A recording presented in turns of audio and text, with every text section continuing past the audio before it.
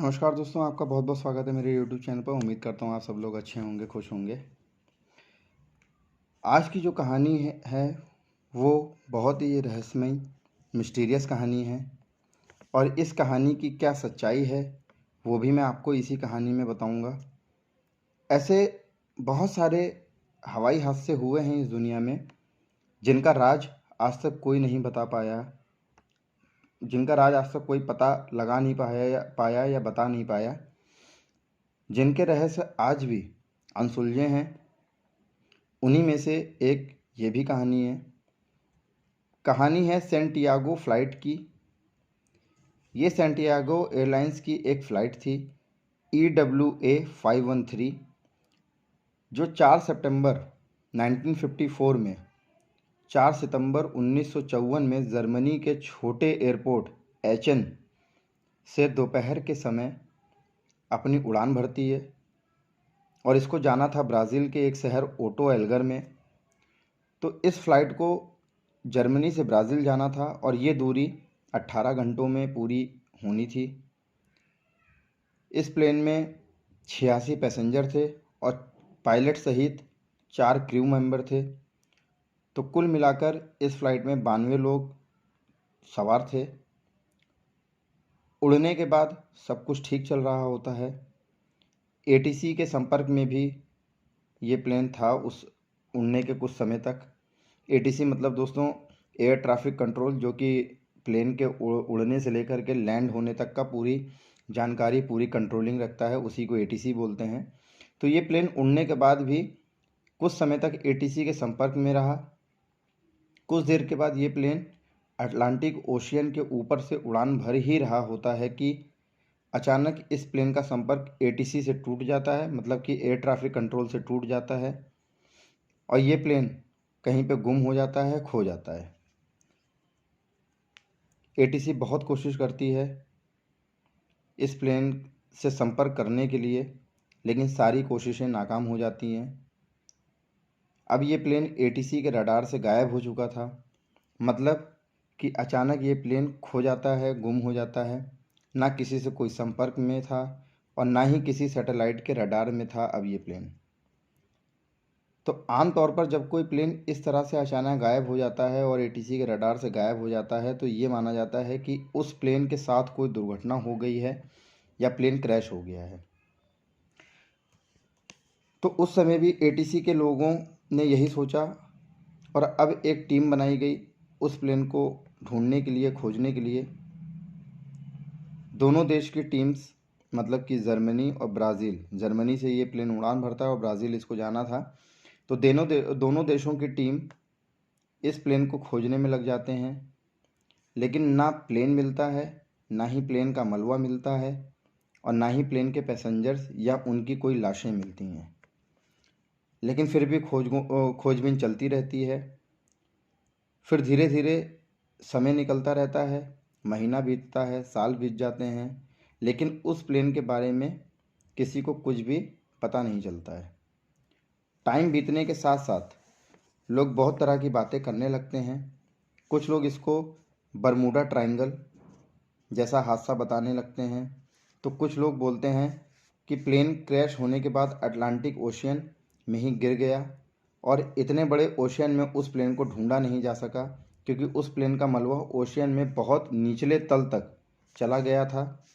ये सारी बातें होने लगी और इस हादसे को भूत प्रेत से भी जोड़ा जाने लगा, एलियन से भी जोड़ा जाने लगा। लेकिन अगर कुल मिलाकर बात की जाए तो 3 सितंबर 1954 को ये प्लेन जर्मनी से उड़ान भरता है एचएन एयरपोर्ट से और कुछ देर के बाद ही ये प्लेन ATC के रडार से गायब हो जाता है और फिर कई दिन बीत जाते हैं, लेकिन उस प्लेन को ढूंढा नहीं जा सका। तो आखिरी में इस प्लेन की खोज करने वाली टीम एक ऑफिशियल रिपोर्ट बनाती है कि अब कोई उम्मीद नहीं है इस प्लेन को के मिलने की, क्योंकि इतने दिन बीतने के बाद ना ही प्लेन मिला, ना ही उसका मलबा मिला, ना ही पैसेंजर्स मिले, ना ही उनकी लाशें मिली। तो टीम का ये मानना है कि इस प्लेन के साथ जो भी हादसा हुआ है वो अटलांटिक ओशियन के ऊपर ही हुआ है और इतना ढूंढने के बाद भी ये प्लेन नहीं मिला, तो इसका मतलब प्लेन क्रैश होकर अटलांटिक ओशन में ही डूब गया है। और इस प्लेन में जो 92 लोग पायलट सहित 4 क्रू मेंबर और 88 पैसेंजर्स, कुल मिला के 92 लोग थे, उनकी भी मौत हो गई इसी प्लेन में। ये रिपोर्ट बनाकर सबमिट कर दिया जाता है और इस प्लेन की खोजबीन जो खोज करी जा रही थी उसको बंद कर दिया जाता है। इसके बाद धीरे धीरे वक्त बीतने लगता है। करीब 35 साल बीत जाते हैं। मतलब 1954 से अब 1979 आ चुका था। 1954 से 1954 से 1989 आ चुका था। 1979 आ चुका था। 35 साल पूरे हो गए थे। ये जो प्लेन था जर्मनी से उड़ा था और इसको ब्राज़ील के ओटा एल्गर एयरपोर्ट पर लैंड करना था।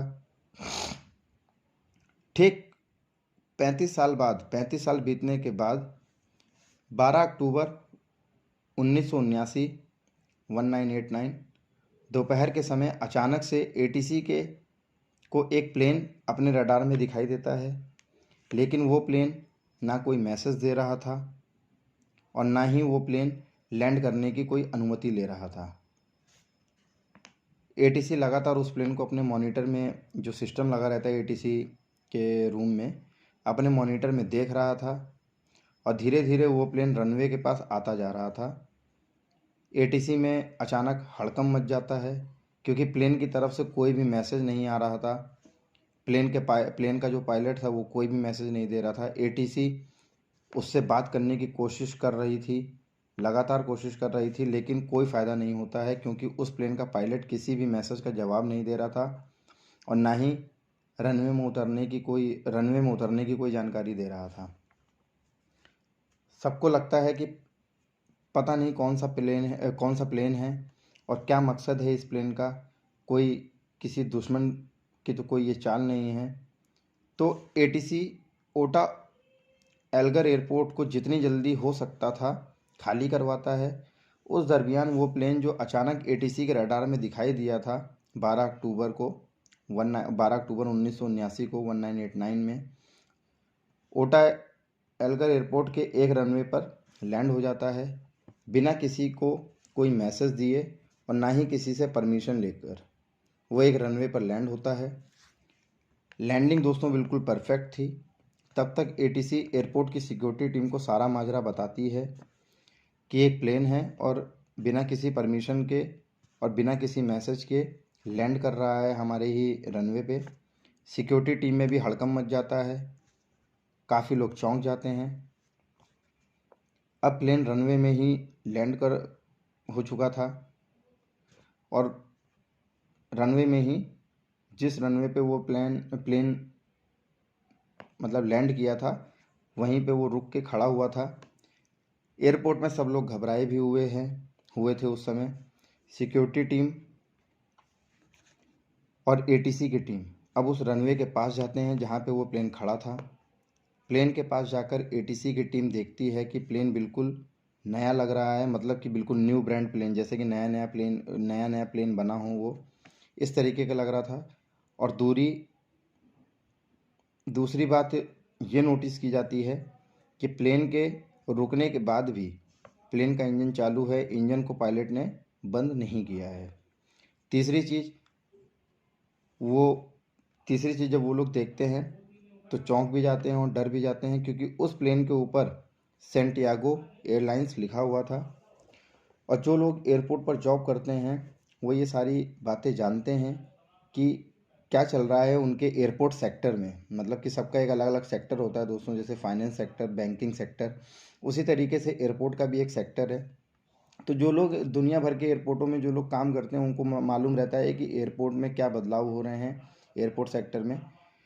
तो उन लोगों को भी ये पता था कि उस एयरपोर्ट के लोग भी ये जानते थे कि सेंटियागो एयरलाइंस को बंद हुए कम से कम 32 साल हो चुके हैं। मतलब जब ये प्लेन जो जर्मनी से उड़ना था और ब्राज़ील जाना था 1954 में खो गया था, तब उसके बाद 3 साल के बाद 1957 में सेंटियागो एयरलाइंस को बंद कर दिया जाता है।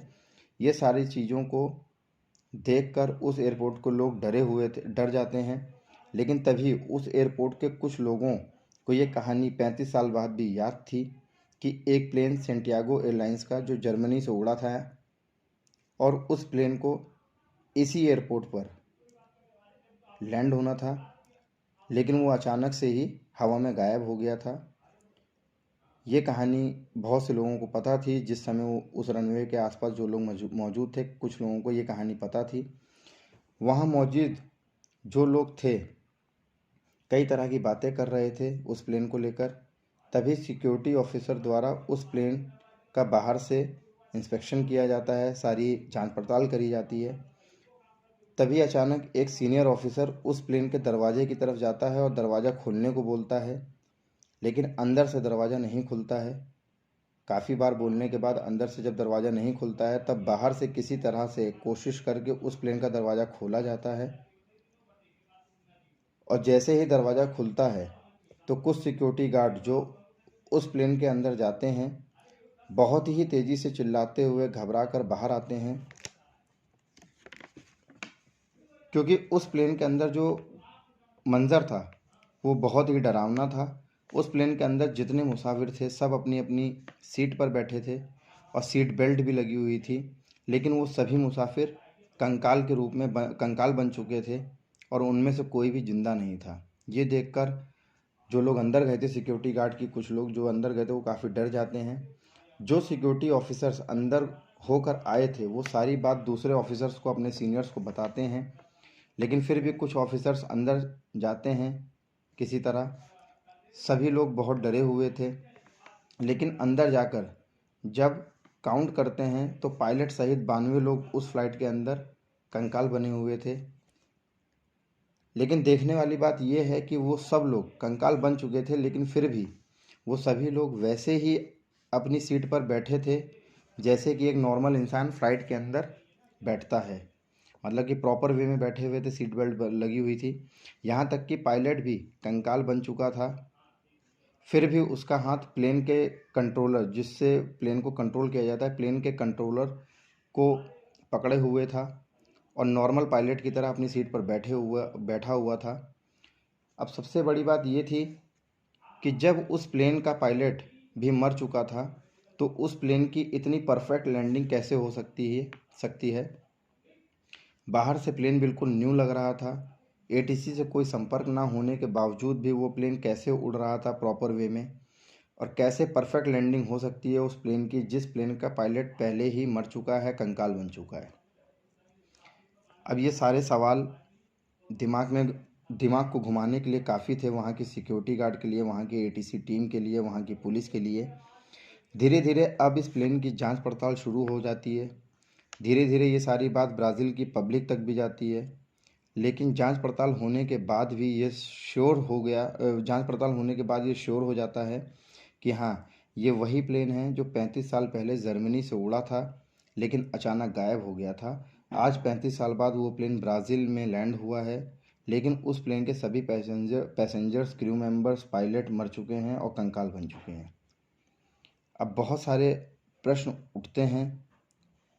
पहला, कि इस प्लेन में मौजूद सभी लोगों की मौत कैसे हुई। दूसरा, कि पायलट की मौत के बाद भी इस प्लेन की परफेक्ट लैंडिंग कैसे हुई और ये प्रॉपर तरीके से कैसे उड़ रहा था। तीसरा, कि ये प्लेन 35 साल बाद भी ब्रांड न्यू कैसे दिख रहा था, मतलब बिल्कुल नया कैसे दिखाई दे रहा था।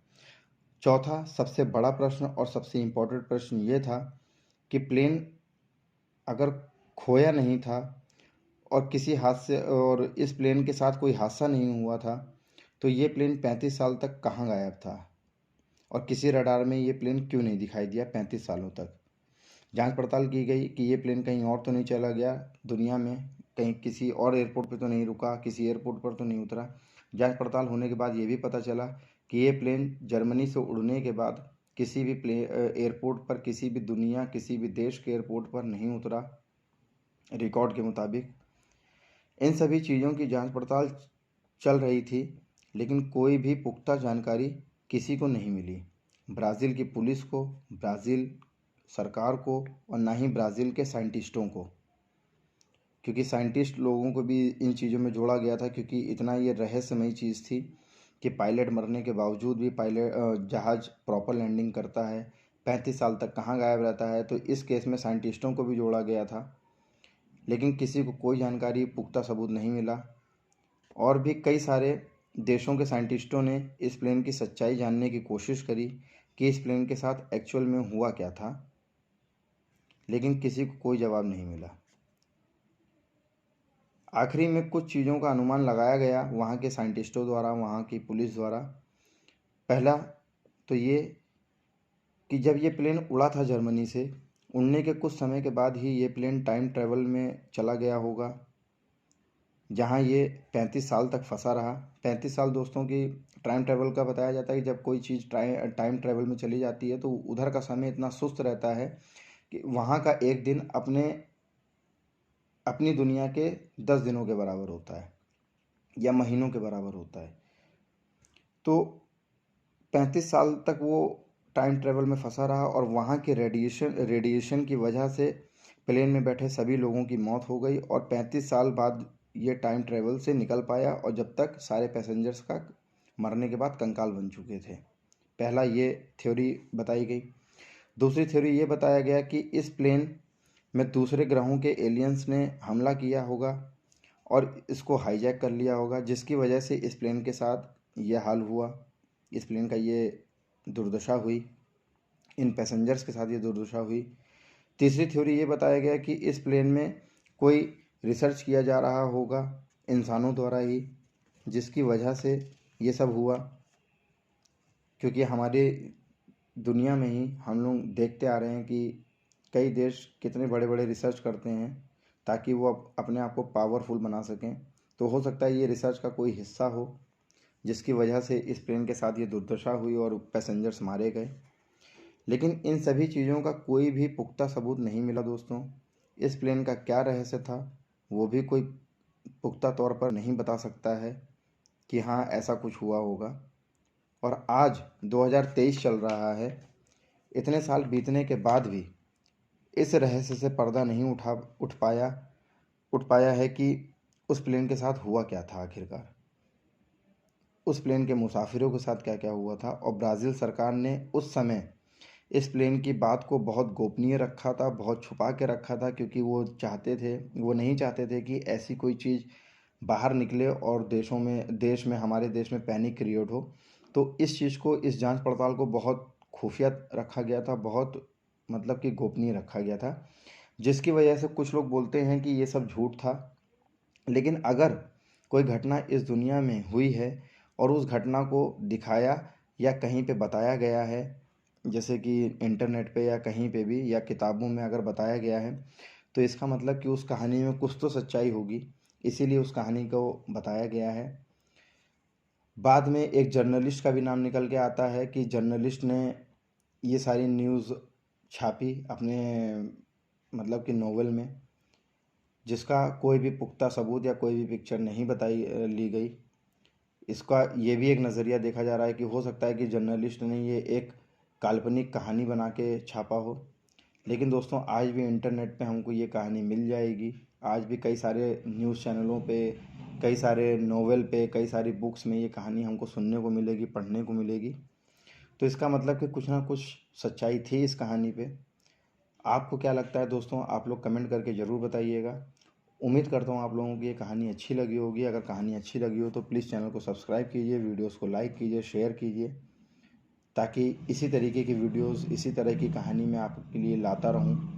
तब तक के लिए धन्यवाद।